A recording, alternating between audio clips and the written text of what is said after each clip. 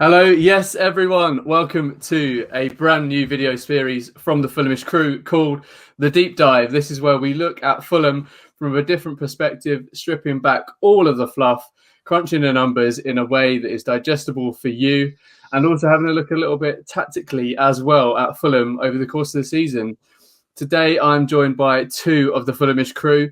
Firstly, the guy that has reinvented himself more times than P. Diddy and is now known as SW6 Stats. It's your man, George Singer. Hello, Ben. Good to see you. Hello, mate. Thank you for joining us. This is your brainchild, so I'm looking forward to seeing what happens over the next sort of 25 minutes. And I'd also like to introduce to you guys someone that you already well know, probably the hardest guy to get hold of through his agent. It is the Prince of Football and the UEL breakfast host himself, Jack J. Collins. How are you, my brother?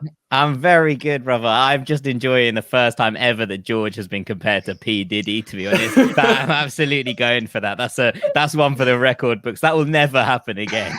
That really knocked me off my feet. I didn't really know what to suggest. I wasn't prepared for that, but thank you. That's very kind of you. It's all right. I mean, I really rate the transformation you've had recently, you know, changing yourself from just at Singer FFC to SW6 Stats, the home of all Fulham stats. It's great to see. It really is good to see. Yeah, there's a little bit of a niche there. I think there's lots of other accounts. It's been quite fun getting to know all the other accounts. There's Brighton, recently kind of the Brighton, Baggies and Newcastle accounts that I've been getting to know the people running those, which have been really fun. Yeah, it's just a nice little project and a nice way to show some of the numbers, which hopefully people enjoy. It's almost like when you're getting along with the Baggies and the Brightons of this world, and Newcastle, obviously, that you're all sort of wallowing in the same misery of potential relegation. So yeah, it's probably best we don't dwell on that for too long. Well, you know, hopefully we'll dwell on it a bit later, some of the relegation stuff. I think for the Baggies, the Albion analytics guy, it's probably over for him. But the Bryson chap is probably a bit more chirpy. Yeah, buoyant at the moment, I'd imagine. Yeah, yeah, I bet he's absolutely buzzing. So before we get into the bigger subjects of today's video, let's get to the most important thing. So what are you boys all drinking today? I'm going to start off. Got myself, in honour of Jack being on the pod and the video, I've got myself a pint of Guinness. George? Definitely a fully alcoholic, definitely not 0% Beck's Blue going on here. Look, there's going to be so many people tuned in who's like, yeah, I'll see what this is about, see what's going on. And they're going to be like, oh, there's the stats guy drinking a non-alcoholic beer. You are literally like fulfilling every stereotype I could possibly think of. It's literally one or the other. You're going to be on some mad IPA with like mad flavors in it, or you're not going to be drinking at all. And you've just chosen not drinking and run with that. Yeah, it's because of lockdown. I've tried to kind of keep healthy. I didn't want it's too non-alcoholic beer healthy. I was thinking about this the other day. Like, is it healthy? Like, surely it's just healthier not to drink beer. Yeah, like surely maybe. It's healthy. I don't know the answer. I've always thought this because like sometimes you go to the pub and like you're not drinking. I've always been like, I just drink a tonic and lime. And then people are like, oh, no, I have a non-alcoholic beer. And nothing has ever appealed to me about a non-alcoholic beer. And that's not a dig, George. I appreciate that some people prefer the taste of a lager to others, right? But I was always like, well, if I'm not drinking, I may as well not drink. Like the whole point is like soft drinks are actually well nice. They're like, if someone was like, oh, do you want a Coke or a beer? And there was no alcohol in either. I'd be like, I'll have the Coke, please. That sounds delicious. And therefore, like, it's always kind of struck me as weird when people drink, but I suppose it's to kind of join in. The one thing I do accidentally is drink pints of tonic and lime, and at the same rate that I would normally drink beer. So you're like, so what did you drink last night? I was like, oh, I had 11 tonic and limes. I was like, wow, that's way too much liquid to be flowing through anybody's body without dehydrating you. So, you know, but I've joined you on the Guineas as well. Yeah, joined you on the Guineas, Ben. I'm glad you've joined me on the Guineas. I'm also really, really impressed by your shirt choice today, Jack. And you as well, George. Obviously, holding Berdinho there. Yeah, that is a vintage. This is, I think, 97, 98. So it's pretty much as old as I am. But it's one of my favourite things. My uncle gave it to me just before the first playoff final. And it's a treasured part of my wardrobe now. So I'm grateful. It is a beauty. And to be honest, when I always watch you on UEL or ranks, more ranks, when I look in the background of your shot and there's always that really tiny yellow Fulham shirt with the massive 7 on it, Makes me laugh every time. That's my own. That's actually the first football shirt I ever owned. That's incredible. It was bought for me, like, I don't know, I think I was like 2, and it's Colin 7 on the back of it. Yeah. It's just the size of it, and just the size of that 7 takes up like 95% of the shirt. It's just amazing. I haven't come wearing a football shirt tonight. I'm wearing a Ben Howard hoodie from his new album. It is good, so all of you should definitely give a listen if you can. But moving on to the actual reason why we're here, should we have a look at some of the subjects that we want to cover in the next sort of like 20 minutes or so? Sounds good. So let's dive right in then. One of Fulham's biggest talking points throughout the whole of this season has been that change from a 5 to a 4 in the back. And what we wanted to discuss here, George, was how has that really changed sort of Fulham's output, both offensively and defensively? And then Jack, like tactically, what worked for Fulham over that period, and what kind of hasn't, and where can we make changes to make Fulham's chances of survival increase? Yeah, sure. I mean, so to kick off with that one, I guess just to frame the season really. So when looking back through where we played the different formations and splitting it into a broad 4 at the back versus 3 at the back, or you could call it 5 at the back, depending on how you want to say it. It was a lot of 5 at the start, especially, wasn't it? Yeah. The season breaks down nicely into thirds. So like for the first third of the season, we pretty much played 4 at the back. Then for the middle third, we played this 3 at the back, 5 at the back. And then about a third of the way through, with a third of the way left, we moved back to the 4 at the back. So it's kind of a nice kind of triple frame of the season. And I guess kind of when going in and starting to look at the data, my initial thoughts and assumptions were that, personally, I prefer the 4 at the back. It's more of an attacking way of playing, and it's more fun to watch Fulham when we play that formation. And when you initially look at some of the numbers, so I'm going to put some graphics up here, we can see that Fulham scored less goals when playing 5 at the back, which kind of makes sense, right? You're playing a more defensive formation. You've got less players in midfield and up front. So, it stands to reason that you're going to create less. But I think what's quite interesting is when you look at the profile of opposition we were playing against, during that kind of middle portion of the season when we went to 5 at the back, those were against much stronger oppositions. It was a reflection of us playing Leicester. Obviously, it started at Leicester away and then Liverpool at home. Man City were there. A lot of those high-flying teams we played this 5 at the back. And kind of comparing where Fulham performed with the bars, the diamonds on the graphic show the average expected goals conceded per game of the opponents we played during that time. So it's almost like a kind of a bar to aim for, like compared to the teams that we were playing against with those formation.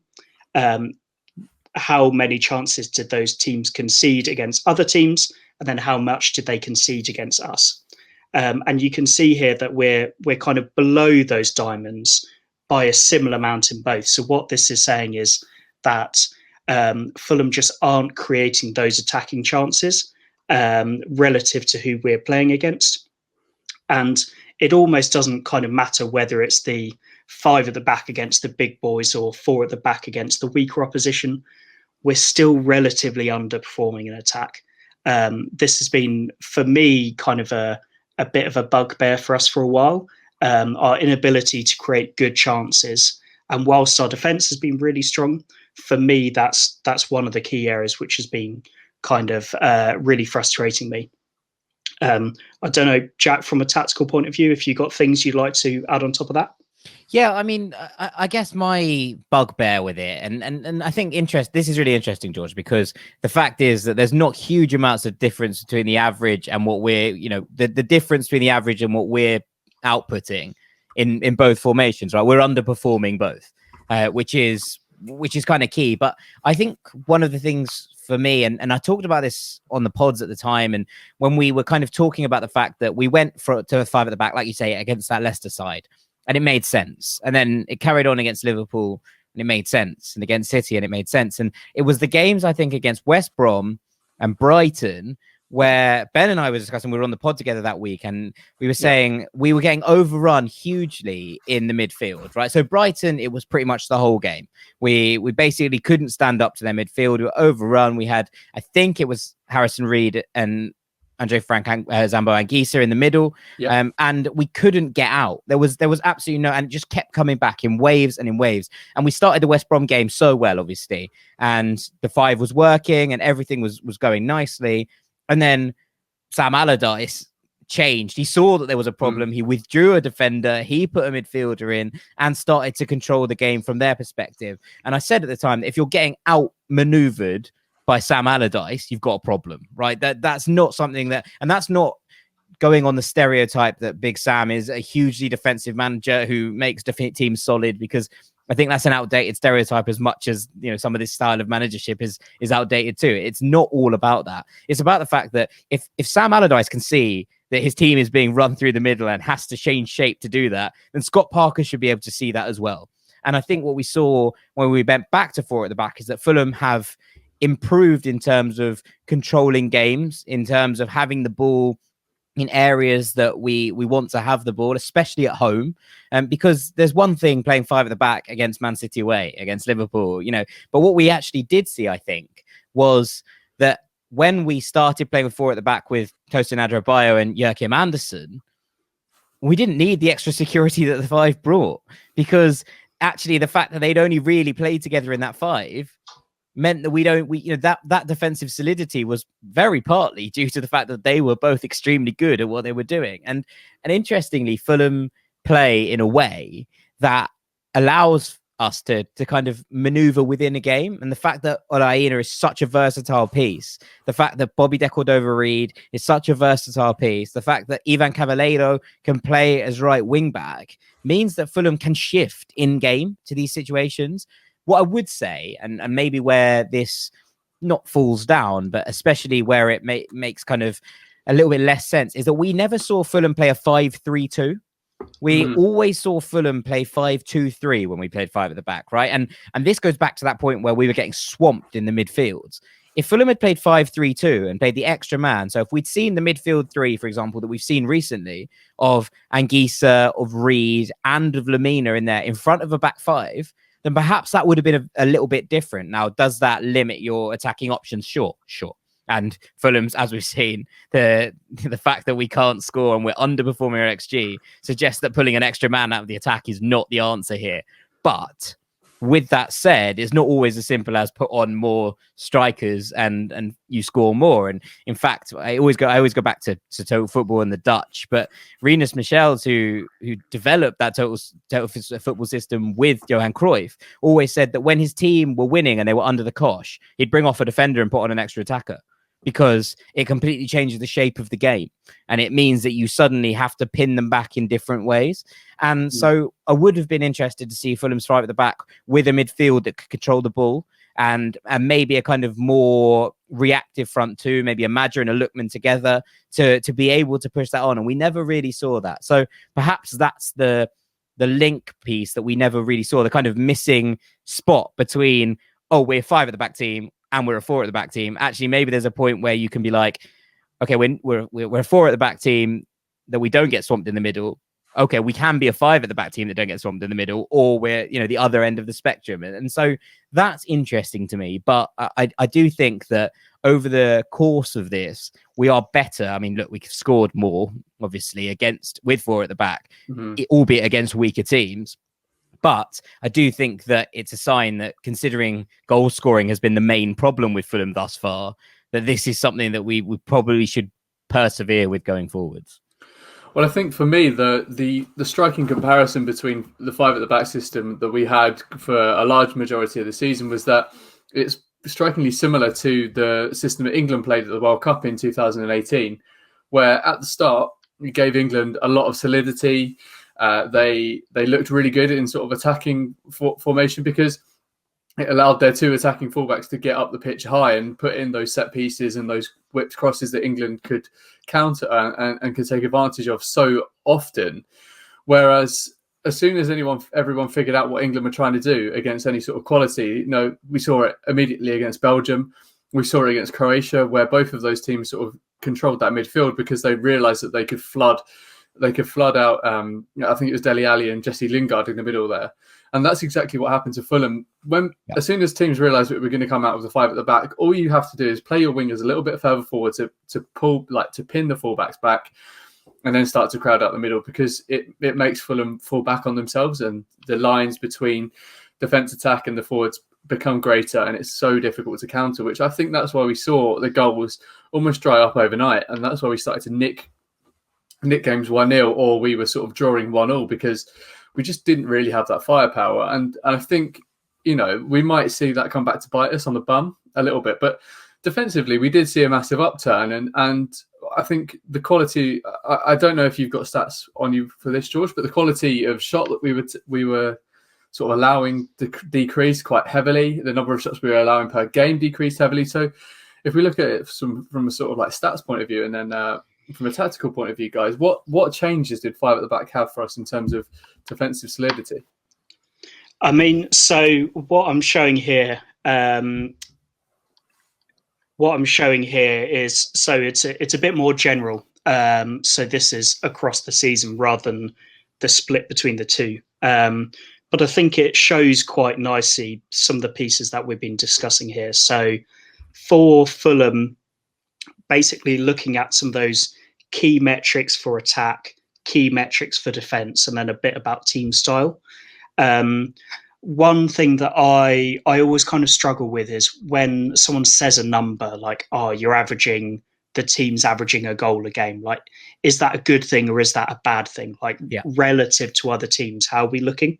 So hence building this graph, essentially what it's showing you is, so take the top row, so XG per 90. So we're averaging 1.1. So we're averaging 1.1 XG per 90. But actually, that's a pretty poor number. Kind of, we're in the bottom 25% of teams with that number. Obviously, none of these numbers on their own tell a whole story, but when you kind of look at multiple areas together, you can start to see trends. And some of the trends here we see is our attack isn't very good, but our defense is actually pretty strong, which is generally probably what we expect as fans anyway. A few things that I'd like to call out here. So one, it's been a bugbear of mine for so long, is the set piece goals. Obviously, we scored one the other day, finally, from Anderson, who I think that was our second set piece goal of the season, but we could do a whole lot more there. There's a lot more that we could do about optimizing that area by understanding teams better. I know there are lots of other teams out there who hire specific set piece analysts and set piece coaches. When we're talking about a single goal could be the difference between survival and relegation, for me, it's madness that we don't chuck more investment into that area. So that's one thing that I'd really call out of areas and things we can improve. But we can see here generally the attack has been an issue of like a low shots per 90 count. The expected goals per shot isn't great. And therefore, we're just not creating many great chances. It doesn't help that we're hugely underperforming our expected goals. So for every 1 expected goals per 90, we're scoring at a rate of about a third less. So call that luck, call that bad finishing, call that whatever. Yeah, we're not creating. I think that's probably worth discussing, though, George. Like, is that bad finishing? Is that we're creating the wrong type of chances for the strikers that we have? Are we, chucking aerial balls at Lookman and Madger, and then as soon as Mitrovic comes on, suddenly trying to play through balls? Is that Fulham's problem here, or is it a kind of wider thing that we are just basically not very good at finishing our chances? My honest opinion here is that I think as fans we always try and attribute meaning, and we try and spot patterns, and we try and put a reason behind some of this. Actually, I think in my personal opinion, just the role of variance and luck has a huge role to play here. Take the Leeds game, for example. Like Meselier, who we came up against, had a a storming game. I don't think, even though we didn't get the win there, I don't think our finishing was to blame. We just came across a keeper who's in a really good form. And I think just general variance, I think there's a large element of just us being unlucky, of other keepers having a great day, of defenders getting in the way, or just shots which would go in 9 times out of 10 just aren't going on us for our day. Is that the point though? Like, are we making excuses here? And I don't mean this in a negative way. I'm kind of just opening the discussion up, right? There's always this sense, and look, this podcast is named after the idea that if it's going to happen to anyone, it's going to happen to Fulham, right? But are we guilty of thinking this more than anyone else? Are we, do we come up against Illan Meslier, as you say, having a brilliant game? Or does Illan Meslier make those saves almost every game because he's having an absolutely unbelievable season, right? And like, much as I agree with you that the 2 saves in the first half, there's not much you can do about. I think there is something you can do about Ademola Lookman airballing the biggest chance that we have 25 seconds before Leeds go down the other end and score, right? There are elements of this that I agree with you that I think at times we've been unlucky.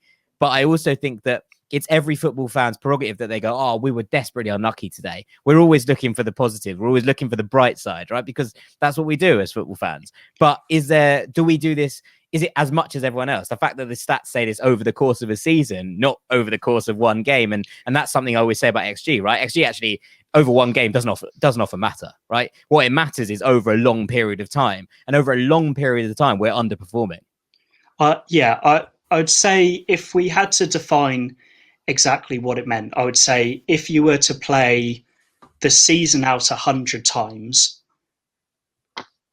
where on average, where would we sit? And that's the meaning behind expected goals. It's the most likely outcome. Like, the expected bit is a statistical term of the most likely outcome, but it's a bell curve. Like, it's quite easily you could finish below, or quite easily you could finish above where you could expect. So I'd say for me, what it shows is if we were to play this season 100 times with the exact same squads, I think we would stay up a lot more than we go down. Okay. But what it potentially doesn't show is, okay, when things are going bad and the impact of momentum and other teams having a great day and us not being able to finish, there's a different personal challenge there of momentum and how you keep spirits up, and a lot more of the, I guess, kind of the softer side of things towards football, where they become really important. And it's a different kind of challenge for Scott, right? But yeah, I think for me, it shows that probably, 7-8 times out of 10, we'd survive relegation, which is a pretty good position to be in generally. We're in one of those times where perhaps it's not going our way.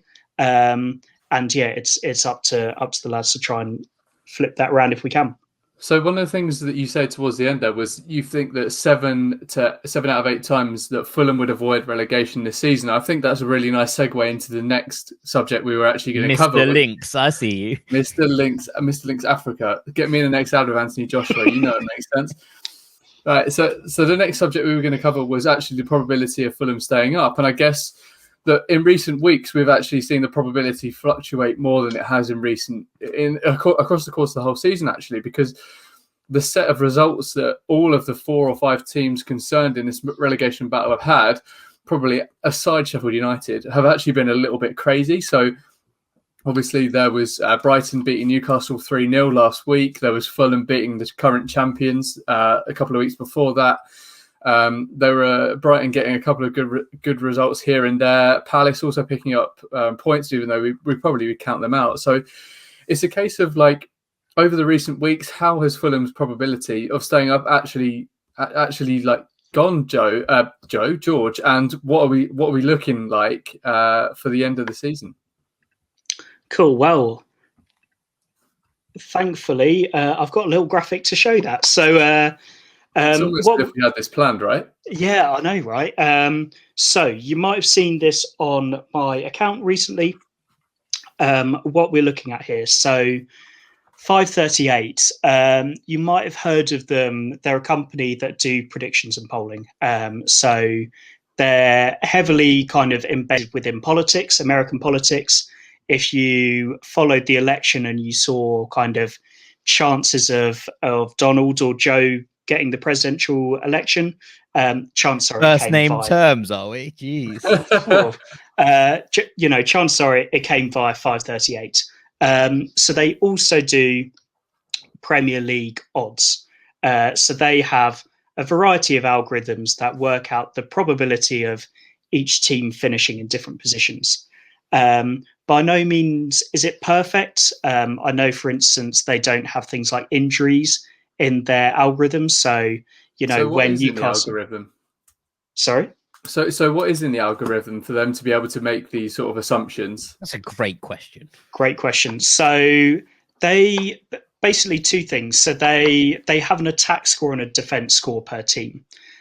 So those attack scores are kind of a amalgamation of different metrics. Quite often there's a lot of expected numbers in there. So for instance, a team like Leeds has very high attack number and a very low defense number. It's kind of like a rating. The numbers on their own don't really mean anything, but it's kind of like a scoring number. Then they use those numbers and basically predict the outcome of every match. So if the matches which are remaining in the season, you make a prediction, and basically you run loads of simulations. So you get the computer to say, okay, these two teams are against each other, predicts a score, and after the end of the season, what does that table look like? Now start again, predict the season and go through. Because there's an element of randomness on this, basically every season will look slightly different. And basically the output of here, what we're looking at is of all of the simulations which 538 have made, in how many of those have Fulham stayed up, for example. So yeah, they're pretty good and they're pretty handy with these kinds of things. So they're good at... The reason why I plotted it like this is it's quite nice to see trends. So you can see Fulham's likelihood of staying up going up as our form went up. It's quite nice to kind of quantify those pieces. And also it's quite handy when you hear commentators say things like Chris Wilder's leaving, who might come in to keep Sheffield United up. Well, the odds here suggest that really they've got no chance at all of staying up. So if you hear a commentator say that, by using this kind of prediction, you can think, you know what, Sheffield United know they're going down. Their next manager is bringing in someone who will do well in the Championship. There's really no point in them trying to stay up from here. So the crux of this graph is that Fulham and Newcastle, at this current moment in time, as we enter the international break, or are in the international break now, are both at 55% chance of staying in the Premier League. And George, as you say, this is... Sorry, Jack. I was just saying, how does it work? Because surely we can't both have 55% chance stay. That's 110%. Because there's a small chance that Brighton might go down. Okay, all right. So that's the 10% accounted for. That's that the 10%. So basically, the position we're in now, and it's very much after last weekend, Sheffield United and West Brom, they're down. You've got your Burnleys, your Brightons, your Crystal Palaces. They're pretty much guaranteed staying up. We're talking above 95% chance. Really, it's kind of like, it's basically a 50-50. It's a coin flip between Fulham and Newcastle at this point. It's super close. I think the underlying numbers suggest that Fulham definitely are a better team. However, Newcastle have a 2-point gap with a game in hand. So with those two things, it comes out very close and very even. And yeah, we're at the point where a single game week, if Newcastle win a game they weren't supposed to and we lose one that we were supposed to win, things flip. And, it can flip pretty violently over the last few games. So Newcastle's game in hand, if I'm not mistaken, is Liverpool actually away at Liverpool. Is that... Will that not be taken into account then when we look at the probability of staying up? Or is it a case to say that actually they're just taking that they've got X amount of games left versus our X amount of games? So it would absolutely look at the opposition. So for as part of their algorithm, they have a probability of Newcastle winning, drawing, or losing each of these games. Yeah. So, for instance, Spurs at home, it's probably a fairly even distribution, but for Liverpool away, they're highly likely to lose that game.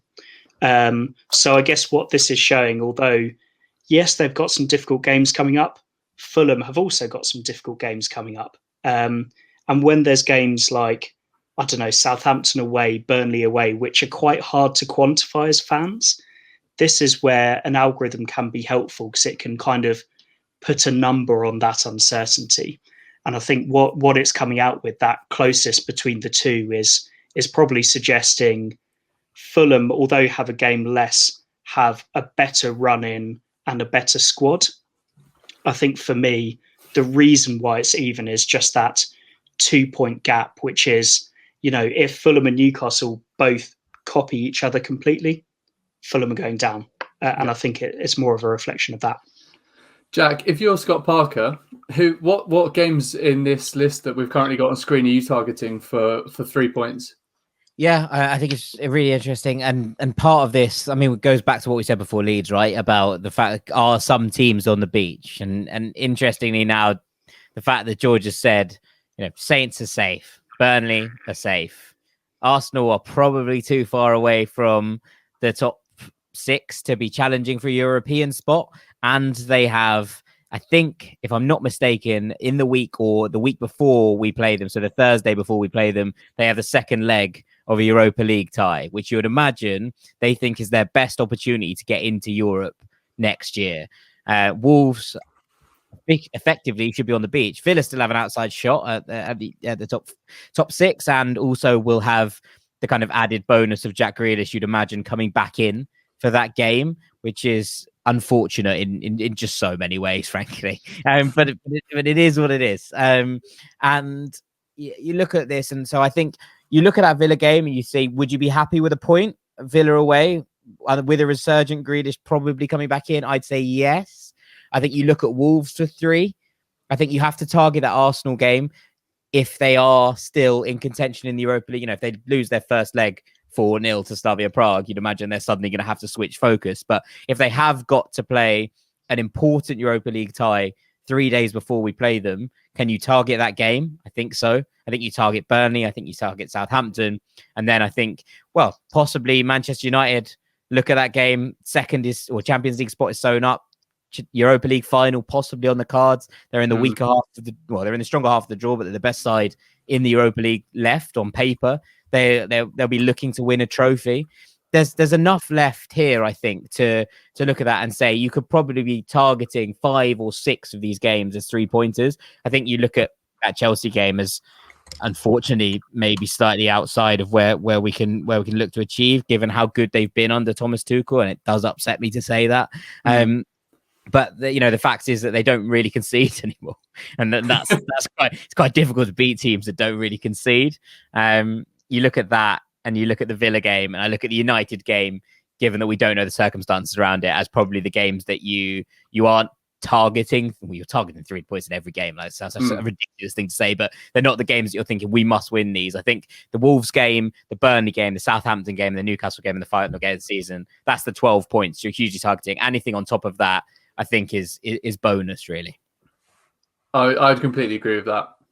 I think Fulham have got a massively important run in here, and we're coming to the end of our running as well on the first ever episode of the Deep Dive. But there is one more thing that I'd like for us to cover, and that is something that's very close to the heart of Jack Collins, and someone that played a really important role in Fulham's promotion to the Premier League last year, and that is Cyrus Christie, who the Irish Cafu. The Irish Cafu. What a guy. Who was actually initially quite struggled up in Nottingham. He kind of fell out of favour a little bit with the fans. And I think there's a mixture of, obviously, he had a little bit of a shaky start with Forest in that right-back role, but also has some quite serious links with Derby County. Obviously, he was there for a few years before his move to us. And I don't think that anyone that supports Forest forgets that someone played for Derby. No. But things are starting to look up for Cyrus. And today, The Athletic, via the Forest writer Paul Taylor, published a really, really nice article on Cyrus, actually, and how he's throwing his all into this Nottingham Forest team. And I guess George and Jack, it'd be great to get some insight on what he's done this season up at Forest. Obviously, a club that didn't start the season very well, but are now having a really big resurgence under Christie, and Christie is almost like a linchpin in that resurgence. Yeah, I mean, something that is quite important to kind of discuss here is Cyrus's durability. He's very, very rarely injured. And has been for long periods of his career. You know, he's not a player that has to take a rest here and there. He is one of these, especially for a reasonably explosive runner. He doesn't suffer injuries lightly. It's worth bearing in mind that he was replacing Matty Cash in this side. Not only was Matty Cash kind of local lad that they loved and was, had been converted to right back. He was a chance creator, but he also scored like the odd 30-yard rocket. And, so there's a lot of boots to fill there, despite the fact, obviously, it's a young player moving on. But, someone coming in to fill Ryan Sessegnon's shirt for us, for example, was always going to be under the cosh to impress, right? And we've seen a lot of players really struggle to do that for Fulham, right? So, Cyrus's job was difficult at Forest to begin with, on top of the fact that he was a Derby player. And like you say, it's not easily forgotten. And the fact that perhaps there aren't fans there is maybe a good sign in that regard, and maybe is part of the fact that he's been able to kick on so nicely. But like you say, a real resurgence for them, and the fact that he continues to create, and the fact that he continues to create from such a wonderful crossing percentage, something that I think he possibly struggled a bit with at Fulham. We saw him when he slowed down and kind of used the old pitching wedge, as I like to call it. We scored a couple of goals from those kind of crosses, but on the run, kind of going to the byline the way that we saw Ryan Fredericks do and pulling back was a really unsuccessful thing for Fulham. And the fact that he's gone on to become a kind of crossing weapon for Forest, I think is genuinely quite an interesting development in his game, and I haven't studied enough of it to understand quite the mechanics of exactly how those crosses are digging in, but it's something to think about, especially when we're struggling for aerial ammunition for Alexander Mitrovic, because he's come on and we failed to provide him. Obviously, Kenny Tete, in the opening weeks of the season, we were like, right, we found the man that's going to stick the ball on Mitrovic's head every single time, and since then, we've seen very little of it, precious little of it. And that's partly due to the fact that we haven't really played with Alexander Mitrovic in the side. But the fact that Christie is providing so much crossing ammunition is something that Scott will probably have to have a serious think about. Completely. George, from a statistical point of view, anything to note? Yeah, so, I mean, I've got here, I'll just put it up on screen again. I wanted to look at Christie's performances in a Fulham shirt, because I think it's a really interesting one, and he, I think, was treated generally unfairly by a lot of fans, and he was judged very harshly, at least in my opinion. I'd concur. Just for posterity.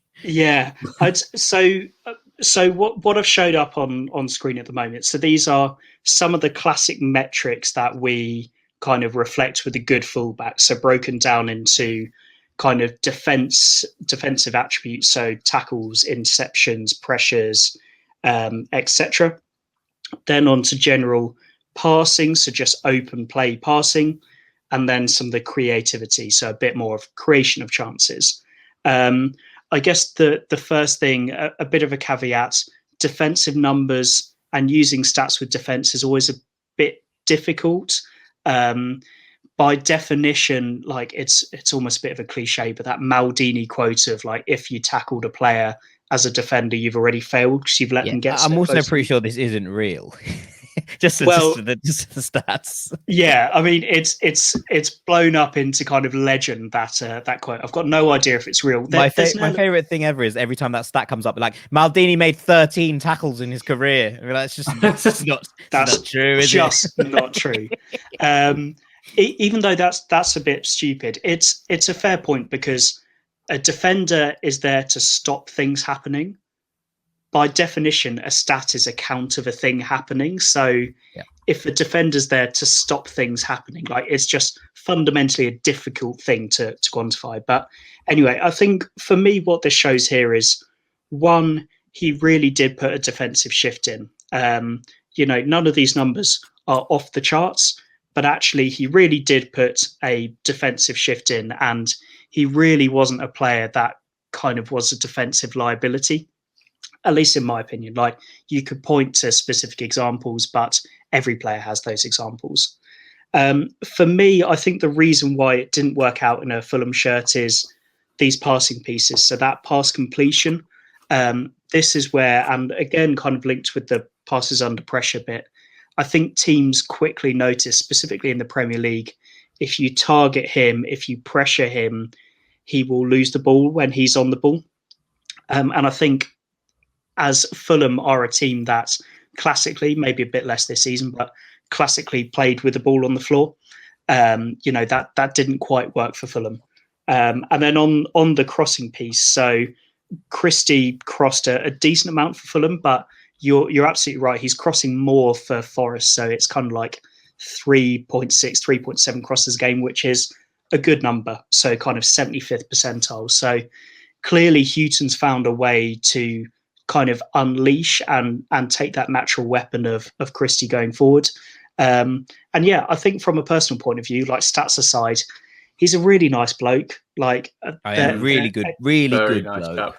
Very nice bloke. Does a huge amount for charity. He's a very selfless person, and we all wish players the best when they leave us. But I think it goes especially for Cyrus. Like he just needs that home. He needs that home which will love him and care for him and play him and not chuck abuse at him from the stands. And hopefully Forest is the right place for him. It's a funny one, isn't it? I mean, off the pitch, I think it speaks for itself. Like, I think he's a wonderful man, a wonderful role model, and someone that genuinely all football fans should be looking at and being like, yeah, what a guy.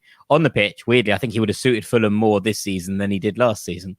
And that's a kind of strange place to be in, given that what happened the last time we were in the Premier League. So perhaps it's just that kind of different style. And I'm always drawn back to a quote that a guy called Harry Brooks said to us when we were on Ranks FC and we had him on chatting about coaching. And he said, there are no bad players who play at a Premier League standard. He's like, you can't play in the Premier League. He's like, maybe Ali Dia aside, right? And be a bad footballer. It's just impossible. Like, it just doesn't happen. What you have is that players that fit systems, players that fit for managers, and players that don't. And it works all the way down through football. But obviously, I think the chances of you having a player who isn't quite up to it in the Championship are higher than a player that isn't ready in the Premier League, because I think anyone you bring in at that point is generally just someone who is capable of playing football at the highest level. It's just about finding systems, players that fit systems and systems that fit players. And that goes both ways. And it's always something that's kind of sat with me since. So perhaps this was just one of those where the player didn't fit the system and manager didn't use the system to fit the player. And it's just, I wish him all the best. And I hope he finds that home, as you say, George, somewhere where he is appreciated and loved. I think we all concur with that. And I think that now we've spoken about Cyrus and we've spoken about the probability of us staying up, and probably the biggest change of the whole season, the switch from 4 to 5 at the back. I think that concludes everything we wanted to chat about today, lads. So I just wanted to say thank you both for joining me, and thank you to George, and thank you to Jack for giving up their time to come and speak about Fulham. Cheers to George for putting together all of your SW6 branded graphics. Cheers for Jack for coming on, giving the insight and bringing the Guinness. So thank you, boys. Thank you, Ben. Thanks for having us. Cheers, mate. No, you're welcome. And thank you for tuning into the Deep Dive, brought to you by Fulhamish. This is episode 1, and we'll see you again in a couple of weeks' time for episode 2. See ya.